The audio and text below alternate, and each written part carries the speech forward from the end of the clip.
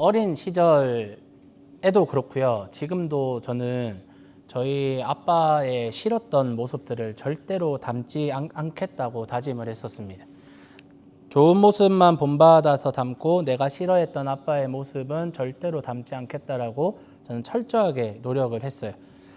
그래서 꽤나 많이 담지 않게 되었습니다. 그런데 지금 37을 향해 가고 있는 저의 모습을 뒤돌아보면 아빠를 조금 닮아 있는 모습을 보면서 저 혼자서 소름이 끼치는 그런 경험을 합니다. 제가 싫어했던 아빠의 모습까지도 어느 정도 닮아 있는 것을 보면서 스스로 좌절하기도 합니다. 우리는요, 누군가를 닮아 있습니다. 먼저는 부모님을 닮습니다. 부모님의 외모적으로 부모님을 닮아 있고요. 그리고 부모님이 사용하는 언어를 보통 따라합니다. 특히 호주에서 한국말을 배운 사람들 같은 경우, 우리 필립이나 제인이는 호주에서 한국어를 배웠는데 부모님이 사용하는 한국말 습관을 그대로 사용을 하는 걸 우리가 알 수 있습니다. 저희 와이프가 6학년 때 왔는데 종종 저희 세대는 도통 쓰지 않을 것만 같은 한국말 표현들을 써요. 알고 보니 저희 장인어른 장모님이 사용하는 그러한 표현들이었던 거죠.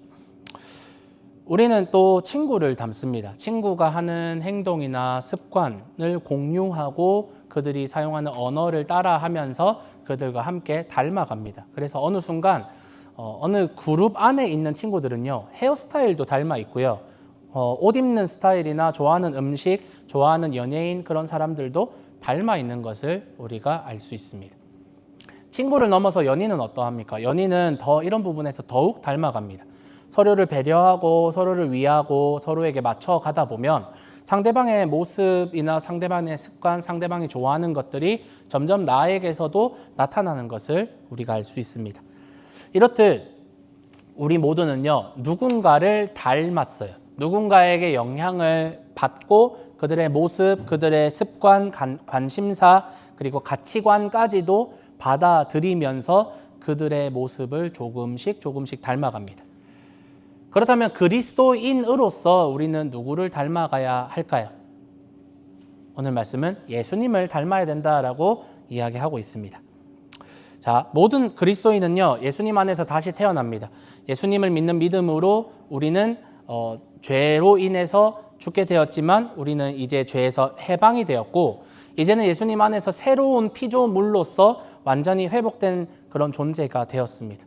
예수님을 믿게 된 후에 우리는 거듭났다라는 표현을 합니다. 니고데모가 예수님께 와서 어떻게 해야 영생을 얻습니까? 라고 하니까 예수님이 거듭나야 된다. 성령으로 거듭나야 된다라고 말합니다.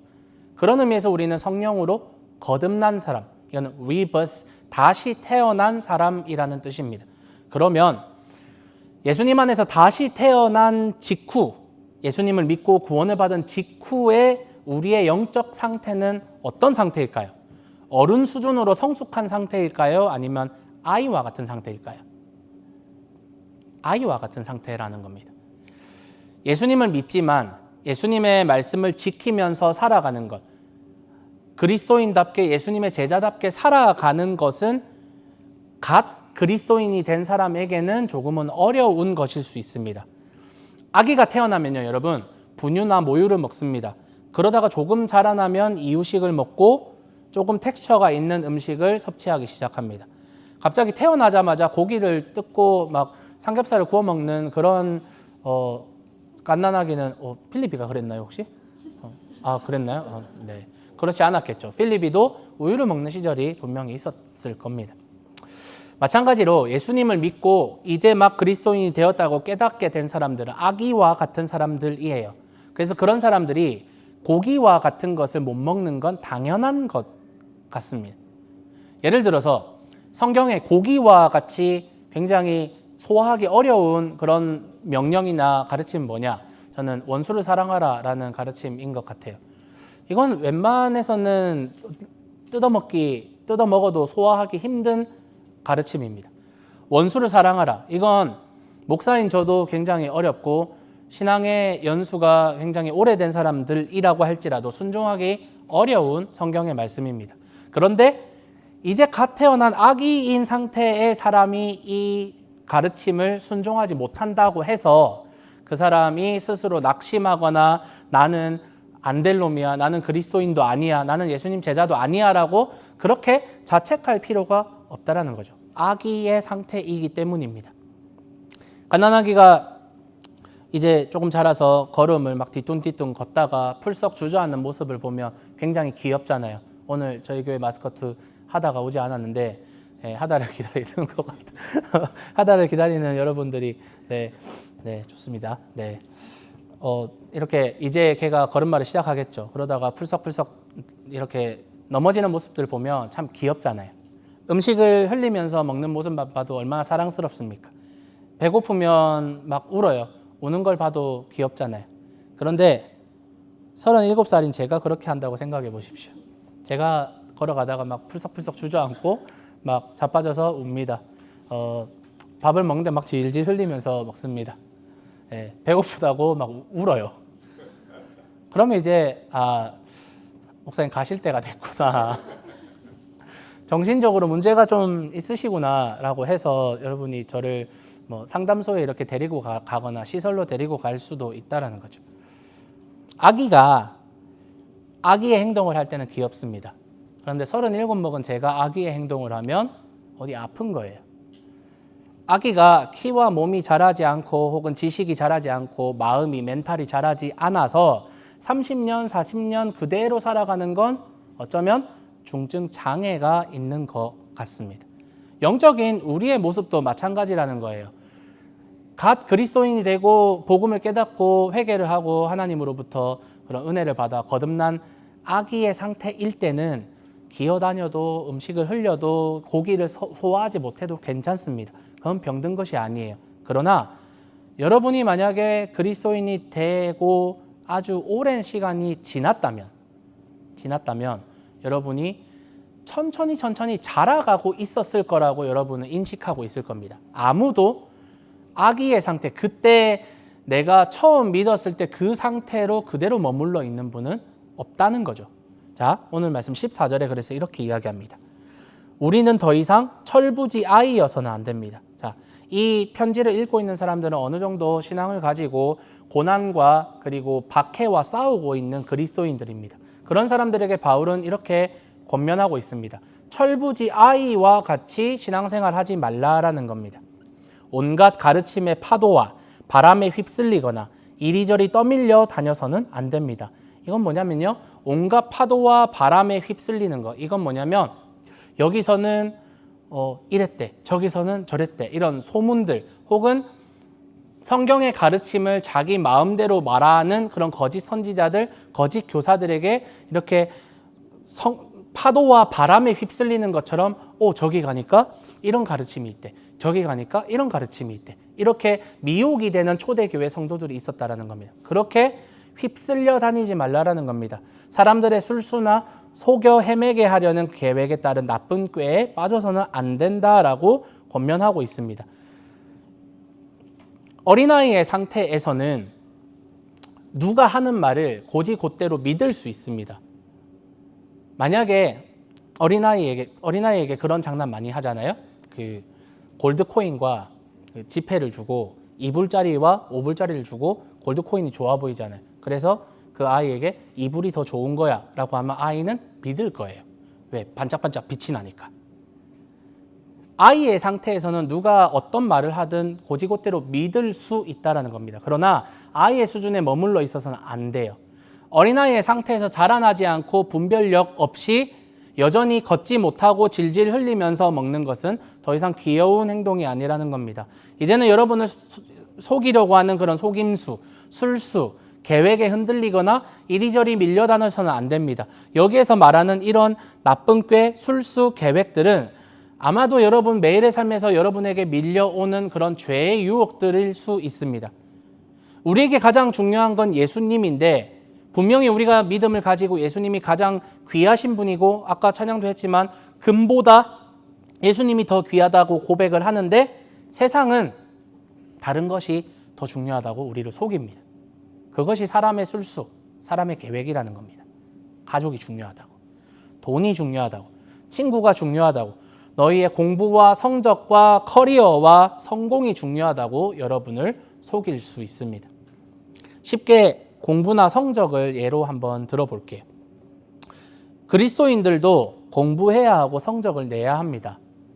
필리비와 제이니는 잘 들으십시오. You have to study hard. 그리스도인이라도. 자, 그리스도인이기 때문에 나는 시험 공부를 하지 않고 오늘부터 방에 들어가서 기도만 하겠다. 그건 잘못된 행동입니다. 기도도 열심히 하고 공부도 열심히 해야 합니다. 그리스도인들도 공부를 해야 하고 그 공부를 토대로 성적을 받습니다. 하지만 우리는 목적 자체가 하나님의 영광에 있기 때문에 우리의 목적 자체가 공부나 좋은 성적을 받거나 좋은 대학을 가는 게 목표가 되지 않는 사람들이에요. 심지어는 내가 의사가 되어야지, 내가 판사가 되어야지, 내가 변호사가 되어야지라고 하는 나의 꿈이나 비전 자체도 우리의 목적이나 목표가 될 수는 없어요. 그리고 그것을 좋은 그런 핑계를 대어서 세상은 그걸 역전을 시킵니다. 우리의 목표를 밑으로 내려버리고 우리의 수단이 되어야 되는, 툴이 되어야 되는 공부, 성적, 돈 이런 것들을 목표로 만들어버립니다. 그래서 의사와 판사와 같은 그런 좋은 커리어, 좋은 성공 혹은 우리 어카운트에 그냥 풍족한 돈 이런 것들을 우리의 삶의 목적으로 만들어버립니다. 그리고 그것을 좋은 성적이나 혹은 성공적인 삶을 목적으로 만들기 때문에 의사나 판사가 되기 위해서 내가 어카운트에 많은 돈을 가지기 위해서 공부를 하는 방법, 돈을 버는 방법 이 수단에 대한 윤리는 아무런 상관이 없는 겁니다. 좋은 삶을 위해서 좋은 성적을 위해서 네가 어떤 방법을 써도 돼. 그래서 그 길에서 거짓과 죄가 사람들을 다스리기 시작하는 겁니다. 좋은 성적을 얻더라도 그게 목적이었기 때문에 설사 좋은 성적을 얻는다고 할지라도 그 좋은 성적을 얻어야 되는 이유나 진짜 목적을 세상은 가르쳐 주지 않습니다. 왜 내가 의사가 되어야 하는지 세상은 가르쳐 주지 않습니다. 그저 세상이 설명하는 건 평안한 삶. 그러면 그 평안한 삶의 목적은 뭐냐? 그것도 설명해 줄 수 없는 것이죠. 사람이 가장 중요한 사람들도 그렇습니다. 나는 사람과 인간관계가 가장 중요해요. 똑같습니다. 돈이 중요한 사람들도 똑같다라는 겁니다. 그리스도인이기 때문에 우리는 세상적인 이 모든 것들이 다 필요 없습니다라고 할 수 없어요. 공부도 하지 말고 사람도 만나지 말고 예수님만 따르고 그냥 산속에 처박혀서 소나무 그냥 흔들면서 기도하면서 뿌리나 뽑고 그렇게 살아야 된다라고 할 수 없어요. 우리도 돈이 필요합니다. 우리에게 직업이 필요합니다. 우리에게도 대학 졸업장이 필요합니다. 우리도 일을 해야 합니다. 때때로 직장에서 승진도 해야 하고 연애도 해야 되고 결혼도 해야 합니다. 자녀도 가져야 하고 집도 가져야 하고 세상 사람들이 가지고 있는 물질적인 것들이 우리가 필요하지 않다라고 말할 수가 없는 사람들입니다. 우리도 세상 사람들이 하는 그것들이 필요합니다. 하지만 그것이 목적이 되어서는 안 된다는 겁니다. 여러분의 목적이 달라지고 가치관이 달라지는 것이 바로 그리스도인이 되었다라는 표현입니다. 여러분의 목적이었던 그런 사람, 돈, 성공, 꿈이 이제는 예수님께 영광 돌릴 수단으로 바뀌어져 갑니다. 그리고 예수님을 증거할 수단이 됩니다. 여러분이 돈을 사용하여서 여러분이 사람과의 관계를 사용하여서 여러분의 공부와 여러분의 성적과 여러분의 모든 것들을 사용하여서 그것을 통해서 하나님께 영광 돌리는 수단으로 사용하게 됩니다. 그래서 15절 말씀에 이렇게 이야기합니다.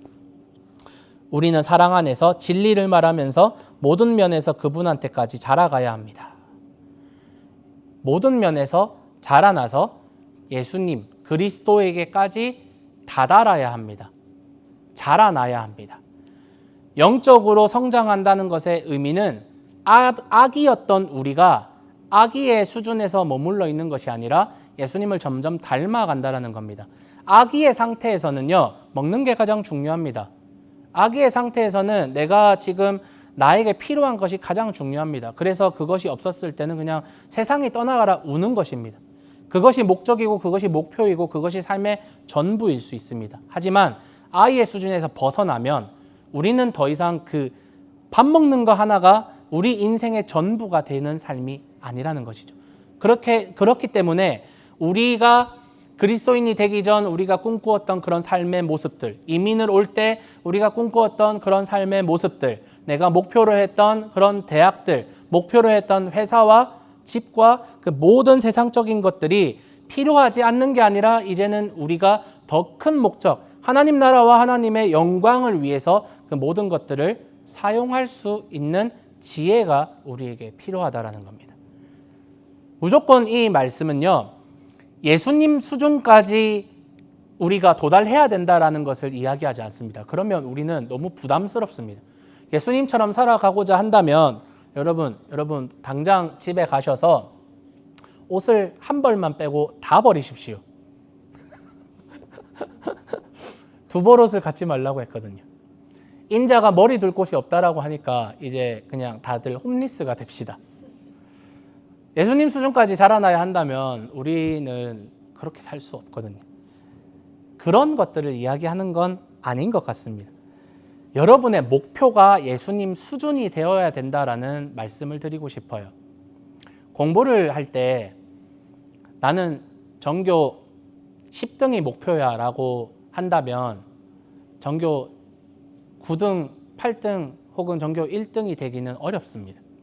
근데 나는 전교 1등이 목표야 라고 하면 전교 10등이 되기 쉬울 수도 있습니다. 뭐냐면 목표를 크게 잡으라라는 겁니다. 그래서 바울은요, 우리에게 예수님 수준까지 도달해야 된다라는 목표를 삼고 그대로 우리가 선한 싸움을 싸우고 성령님과 함께 동행하는 삶을 살아가다 보면 어느 순간 문득 예수님께서 보여주셨던 그런 모습들, 예수님이 말씀하셨던 그런 명령들이 우리의 삶에서 녹아서 우리의 삶에서 소화가 돼서 그렇게 흘러가게 된다라고 말하는 겁니다. 그래서 예수님이 어떻게 사셨는지 혹은 예수님이 사람을 어떻게 대하셨는지, 사람들에게 어떤 말씀을 주시고 어떤 가르침을 주셨는지, 예수님은 돈을 어떻게 대하셨는지, 예수님은 사람들과의 대화를, 인간관계를 어떻게 이끌어 가셨는지, 예수님은 그 사람들에게 어떤 섬김을 보여주셨는지, 예수님이 사랑을 어떻게 보여주셨는지, 여러분은 어떻게 사랑하셨는지, 예수님이 여러분에게 하신 부탁은 무엇인지, 여러분에게 하신 명령은 무엇인지, 그렇게 말씀을 통해서 배운 예수님의 모습들을 따라하는 것, 모방하는 것은 우리가 성숙해지고 자라나는 방법 중에 가장 쉬운 방법이라는 겁니다. 단순히 예수님을 카피하는 것. 그래서 이것을 뭐라고 하냐면 imitating Jesus Christ라고 합니다. 예수님을 모방하는 것, 예수님을 따라하는 것이라고 표현할 수 있습니다. 그래서 로마서 15장 5절에 이렇게 이야기하는데 한번 읽어볼까요? 로마서 15장 5절 시작.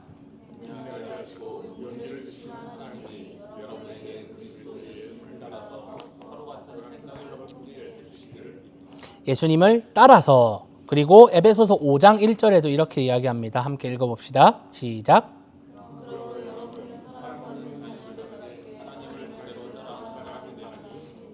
하나님을 그대로 따라하는 사람, 아버지이신 하나님을 그대로 따라해라 라고 권면하고 있습니다. 성경은 우리에게 예수님처럼 따라해봐라 라고 권면하고 있어요. 예수님을 모방하라는 말입니다. 하나님을 따라하라는 말입니다. 그러나 예수님을 따라하고 하나님을 따라하고 모방하는 것은 단순히 행위 자체를 따라하라는 것은 아닐 겁니다. 이것은 관계 안에서 설명이 되는 행동이라는 겁니다. 사랑하기 때문에 예수님이 하셨던 행동들을 내가 한번 해보면서 노력하게 되고, 사랑하기 때문에 상대방이 좋아하는 행동을 하게 되는 것이고, 사랑하기 때문에 닮아가게 되는 것입니다. 여러분 다들 한 번씩 저희 집에 와 보셨잖아요. 저희 집 굉장히 깔끔하죠? 깔끔한 편이죠? 제가 깔끔한 게 아니라 사실 저희 와이프 상미가 굉장히 깔끔한 사람인 걸 여러분이 아실 거예요. 하루에 청소기를 막 대여섯 번씩 돌리고 아침에 일어나면 이불을 깨끗하게 칼각으로 이렇게 탁 개어놓고요. 항상 빨래와 설거지와 청소를 항상 하면서 힐링을 느끼는 저로서는 신기한 사람입니다. 저는 저만의 방법이 있긴 하지만 제가 막 그렇다고 완전히 더럽지도 않고 그렇다고 완전 깔끔하지도 않은 그런 사람입니다. 그러나 결혼을 하고 점점 상미의 스타일을 닮아가는지도 모르겠습니다. 설거지를 미루지 않게 되고 자주 청소기를 돌리게 되고 변기를 닦고 그리고 뭔가 어질러져 있으면 조금 불편해지는 그런 마음까지 조금은 생기는 것 같습니다. 왜냐하면 제가 상민을 사랑하기 때문입니다. 맞춰주는 그런 단계에서 이제는 조금 닮아가는 그러한 단계로 넘어가는 것 같아요. 이게 사랑 안에서 우리가 닮아가는 것이라고 생각합니다. 지난주에 말씀 가운데 우리는 우리의 믿음이 구원에 이르는 진실된 믿음이라면 우리의 그 어떤 행위도 하나님의 사랑에서 끊을 수 없다고 함께 나누었습니다. 즉 구원은 취소가 없다라고 나누었어요. 그러나 제가 만약에 상미와 결혼한 직후에 상미를 닮아가는 마음 없이 상미에게 맞춰주는 마음 없이 제 마음대로 살았다면 어떻게 됐을까요? 정리정돈은 고사하고 막 제가 막 집을 다 완전 돼지우리처럼 만들어 놓고 혹은 막 다른 여자를 만나고 남편으로서 할 수 없는 행동들을 제가 아무 죄책감 없이 저질렀다면 여러분 저는 어떻게 됐을까요? 이혼당했겠죠. 네. 사람이 변했다라고 표현할 수 없는 거예요. 그건 원래 그런 사람이 본색을 드러냈다라고 표현을 할 수 있겠죠. 마찬가지로 우리가 예수님을 믿은 이후에 우리의 삶의 모습이 예수님을 닮아가는 모습들이 아니라 본색을 드러내는 삶의 모습을 가지고 있다면, 만약에 지난주 말씀드렸던 것을 전제로 내 구원은 취소되지 않는다라는 그런 헛된 마음을 품고 이제 나는 구원받았으니까 내 마음대로 살 거야, 성숙한 삶 그거는 다른 사람들이 하고 나는 내가 하고 싶은 대로 살면서 그렇게 마음대로 죄를 짓고 마음대로 행동할 거야 라고 한다면 그 사람이 변했다라고 표현할 수 있을까요? 아니면 원래 그런 사람이 본색을 드러냈다라고 할 수 있을까요? 저는 후자라고 생각합니다. 그래서 그런 사람들에 대해서 갈라디아서 5장 19절에서 21절을 이렇게 경고하고 있습니다. 우리 성경 공부 때 살펴보았는데요. 제가 읽어드릴게요. 이제 몸뚱이에 이른 일들은 분명합니다. 그것들은 음란한 짓, 깨끗하지 못함, 멋대로 놀아남, 우상숭배, 주술, 적개심, 다툼, 질투, 분노, 자기만 생각함, 분쟁, 분열, 시샘, 술취함, 흥청망청함과 그 비슷한 것들입니다. 내가 여러분에게 경고합니다. 전에도 경고했던 대로입니다. 이러한 일들을 하는 사람들은 어떻게 된다? 하나님 나라를 상속받지 못할 것입니다. 지옥 간다라고 이야기를 합니다. 그런데 여러분, 제가 성경 공부 때도 말씀드렸지만 우리가 이 언급된 이 죄악들 가운데서 다툼, 질투, 분노 뭐 이런 것들은 우리가 자유할 수가 없어요. 그러면 이것들은 뭘까요? 바로 이러한 일들을 죄책감이나 죄에 대해서 탄식하는 성령님의 마음, 그로 인한 회개가 없이 아무런 죄책감과 거리낌 없이 이러한 죄악들을 지속적으로 반복적으로 지금도 행하고 있는 사람들을 이야기하고 있는 겁니다. 여기에서 21절에서 이러한 일들을 하는 사람들이라는 이 단어의 헬라어 문법은 지금도 계속해서 반복적으로 하는 자들, 습관적으로 그런 삶을 일상적으로 살아가는 사람들이라고 해석할 수 있습니다. 그렇기 때문에 그런 사람들은 애초에 성령님이 그 마음에 없기 때문에 성령님이 저러한 죄악들을 지었을 때에 가지는 탄식하는 마음들, 그리고 죄를 회개하게 하는 마음들을 느끼지 못하고 아무 죄책감 없이 이러한 죄들을 지속적으로 반복적으로 구원받았다라고 하면서 이러한 일들을 저지르는 사람들이라는 겁니다. 그래서 이러한 사람들은 애초에 믿음도 성령도 구원도 없었던 사람들이기 때문에 믿는다라고 착각했을 뿐 믿은 적이 없는 사람들이라는 의미가 됩니다. 사랑하는 여러분, 예수님을 믿는다면 예수님을 사랑하는 사람들입니다. 예수님을 사랑한다면 예수님이 좋아하는 삶을 살아가게 되고 예수님을 닮아갈 수밖에 없습니다. 그렇기 때문에 나는 구원받았으니 내 마음대로 살아갈 거야, 내가 하고 싶은 대로 살아갈 거야 라는 말을 할 수가 없는 것입니다. 난 이제 결혼했으니까 이제 와이프도 있고 이제 여기서 호주에서 비자도 받아서 이제 살 수 있으니까 이제 내 마음대로 이제 살아볼까? 라고 하는 것과 다를 것 없는 태도라는 겁니다. 그렇기 때문에 율법이라는 것을 우리가 복음을 믿고 복음적인 해석으로 다시 율법이라는 것을 생각해 보았을 때 율법은 우리에 대해서 이러한 태도를 보이게 됩니다.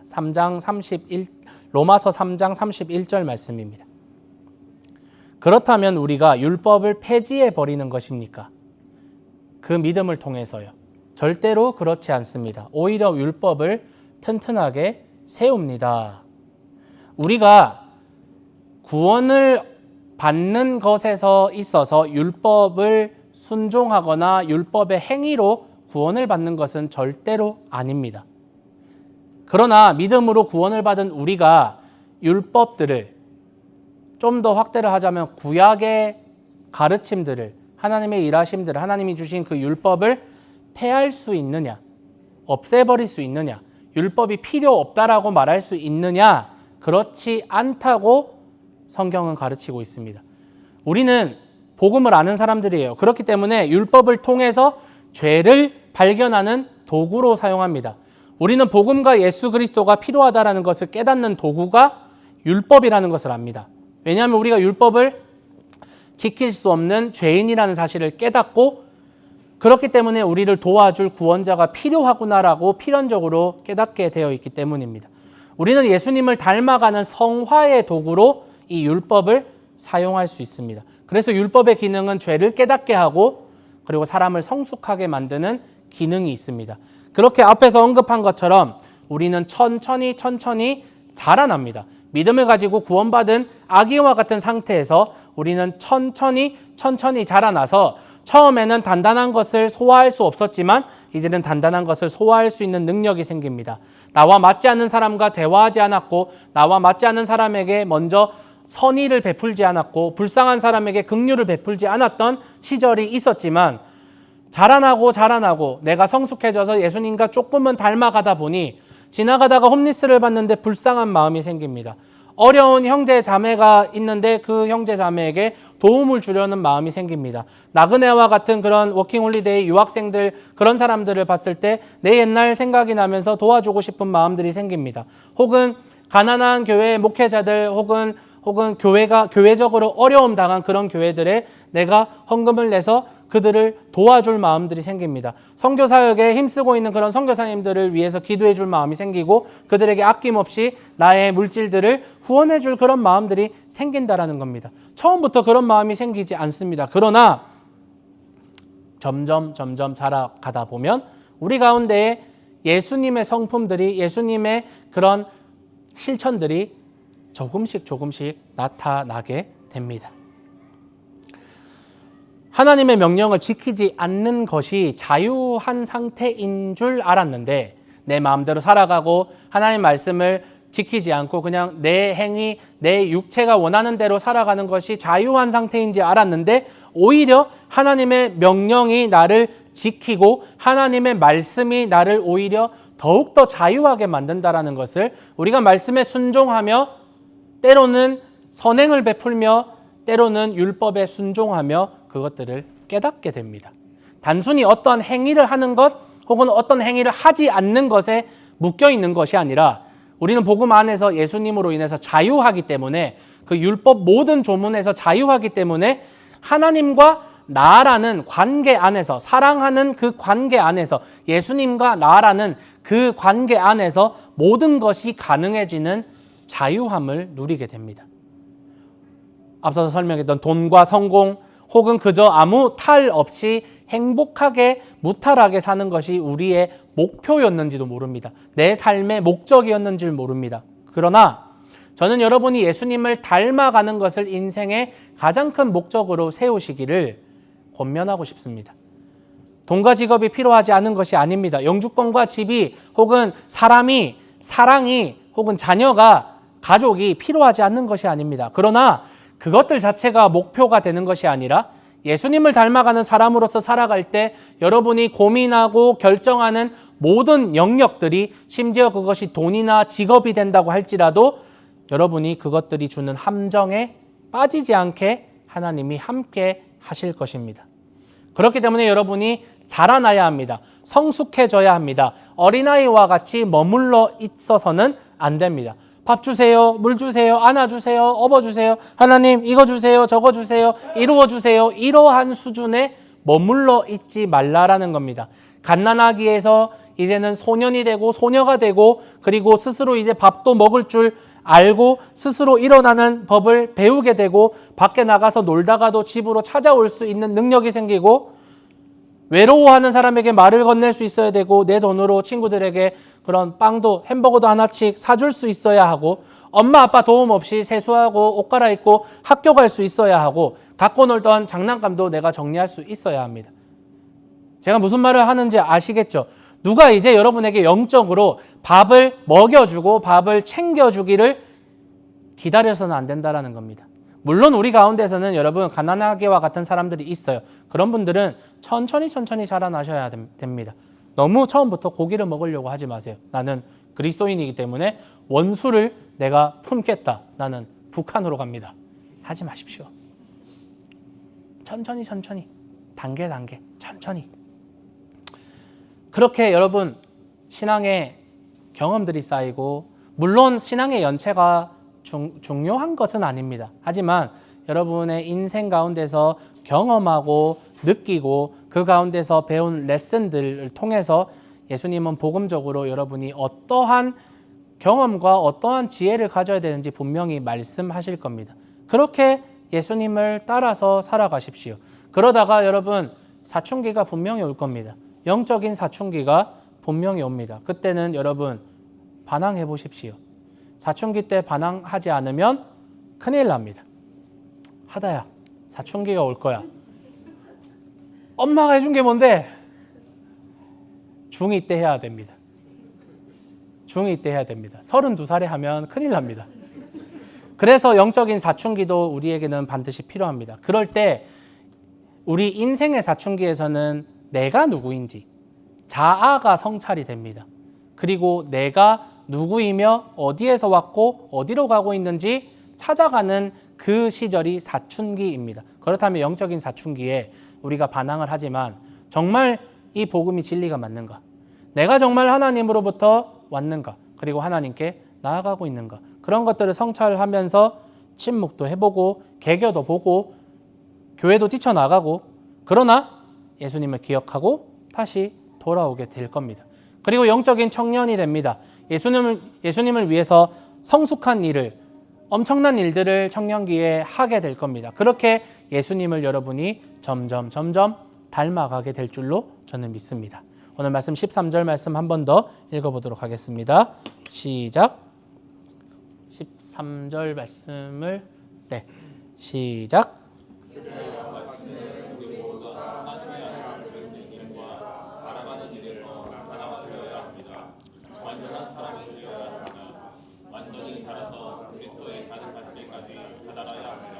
완전한 사람이 되어야 합니다.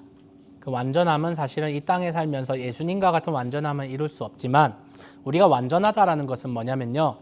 여러분이 예수님을 닮아가는 것을 목표로 삼는다면 우리가 가끔씩 죄를 짓습니다. 유혹에 넘어집니다. 그러나 우리는 회개할 수 있습니다. 회개함으로 다시 깨끗함을 얻을 수 있습니다. 그 완전함을 이야기하는 것 같습니다. 그래서 예수님을 향해서 다시 달려갑니다. 그렇게 예수님이 원하시는 모습들, 예수님을 닮은 사람이 되어 있을 겁니다. 여러분의 구원을 위해서 착한 일, 선한 일, 의로운 일, 그 모든 것들을 해서 여러분이 구원을 얻는 것이 아니라 여러분은 이미 구원 받았습니다. 여러분의 구원은 확정되었습니다. 그 확정된 구원과 합당한 삶의 모습, 여러분을 살려주신 예수님을 위한 삶, 예수님이 원하는 삶, 예수님이 좋아하는 삶, 예수님이 사랑하는 삶, 그래서 그분을 닮아서 이 세상을 아름답게 살아가고 이 세상을 아름답게 만들고 우리의 공동체를 아름답게 만들고 그리고 여러분의 그 선한 모습으로 예수님을 증거하고 예수님의 제자들을 계속해서 만드는 그러한 삶, 그런 삶이 바로 예수님이 말씀하시는 예수님을 닮아가는 삶, Imitating Jesus Christ, 예수님의 모방, 예수님의 모방품이 우리가 될 수 있다라는 겁니다. 말씀을 맺도록 하겠습니다. 우리는 우리를 구원하신 하나님과 교제하며 또한 그 아들 예수님과 교제하며 우리 안에 계신 성령님, 우리와 함께 하시는 성령님과 교제합니다. 예수님은 우리에게 구원자 혹은 신 이상의 릴레이션십을 가지고 계십니다. 나의 아빠가 되어주시고 나의 친구가 되어주시고 나의 연인이 되어주십니다. 우리는 그런 예수님과 교제하면서 예수님을 닮아갈 수밖에 없습니다. 예수님을 사랑한다면 예수님이 좋아하는 것이 무엇인지, 예수님이 기뻐하는 것이 무엇인지 내가 관찰해야 합니다. 연구해야 합니다. 성경 말씀을 무엇을 해라, 무엇을 하지 마라로 보는 것이 아니라 예수님을 사랑하는 방법으로 보게 됩니다. 나는 이러한 것들을 사랑해. 나는 이러한 것들을 기뻐해. 나는 이러한 것들을 미워해. 하나님 안에 머물러 있다라고 말하는 사람들은 그렇게 예수님이 좋아하는 것, 예수님이 사랑하는 것, 예수님의 성품을 그렇게 구현해 나가며 우리도 그런 성품을 닮아가면서 그 사람 자신도 그렇게 살아가야 마땅하게 여깁니다. 사랑하는 사람과 데이트를 하고 결혼을 하고 가정을 꾸리게 되면 참 즐겁습니다. 여러분이 신앙생활을 그렇게 하시기를 바랍니다. 여러분의 신앙생활이 그저 고난을 견디고 그냥 참고 버티는 것이 아니라 예수님과 함께 손을 잡고 걸어가는 데이트길이라고 생각해 보십시오. 여러분의 신앙생활이, 저는 여러분 제가 표현하는 신앙생활이란 주일에 교회에 와서 하는 활동이 아닙니다. 여러분의 모든 삶을 이야기하는 겁니다. 여러분의 모든 삶이 교회에 올 때도 예수님과 함께 손을 잡고 데이트하러 오는 기분. 그래서 내가 좋아하는 예수님을 자랑하고 내가 사랑하는 예수님을 찬양하고 예배하는. 또한 교회에 오는 것보다 훨씬 더 여러분의 가정이 예수님을 닮기를 추구하는 가정의 모습이 되기를 기대하고, 그리고 직장에서, 학교에서, 그리고 여러분의 모든 관계에서 스쳐 지나가는 그냥 카페나 혹은 식당이나 도로 위에서조차 예수님과 손을 잡고 걸어가는 데이트길이 되고, 그렇게 예수님을 사랑하고 예수님을 닮아가고 예수님을 뜨겁게 더욱더 사랑하며 순종하는 그런 여러분의 삶의 현장이 되는 것이 참된 신앙생활인 줄로 저는 믿고 있습니다. 그러니 여러분 영원히 젖먹이 상태에 정체되어 있지 마십시오. 예수님은 여러분과 함께 걸어가기를 원하십니다. 그래서 미가서 6장 8절에는 하나님이 원하시는 것이 무엇이냐라고 했을 때 오직 정의를 행하며 자비를 사랑하며 하나님과 함께 같이 걸어가는 것, 동행하는 것을 하나님이 원하신다라고 미가서 6장 8절에서 이야기합니다. 하나님은 여러분과 함께 걸어가기를 원하십니다. 그리고 목사인 저도 여러분과 함께 걸어가기를 원합니다. 함께 성숙함을 기대하며 내가 어제보다 오늘 더 예수님을 더 사랑하고 오늘보다 내일 더 예수님을 더 사랑하고, 그래서 제가 참 좋아하는 그냥 찬양시가 있는데 소원이라는 찬양에 이런 가사가 있습니다. 삶의 한 절이라도 그분을 닮기 원하네. 내 삶에 딱 한 절이라도, 내 삶에 정말 작은 한 절이라도 저는 예수님을 닮았으면 좋겠습니다. 저의 모습에서 어떤 예수님의 모습이 닮아 있는지 아직 모르겠지만 저도 점점 자라날 겁니다. 그렇기 때문에 우리 함께 걷는 성도 여러분, 함께 성숙해져 갔으면 좋겠습니다. 하다가 점점 키가 크고 이제 밥도 먹고 자라나게 될 겁니다. 저 아이의 성장의 모습을 우리는 계속 목격하게 될 겁니다. 저 아이가 자라나는 만큼 여러분의 믿음의 성숙도 자라나기를 축복합니다. 그래서 예수님과 함께 걷는다라는 그 기쁨을 여러분이 충만하게 누리시기를 바랍니다. 드라마 도깨비의 명대사를 마지막으로 설교를 마칠게요. 너와 함께한 시간 모두 눈부셨다. 날이 좋아서, 날이 좋지 않아서, 날이 적당해서 모든 날이 좋았다. 예수님과 함께 걷는 그 모든 날들이 비가 오나 눈이 오나 날이 적당해서 좋았다.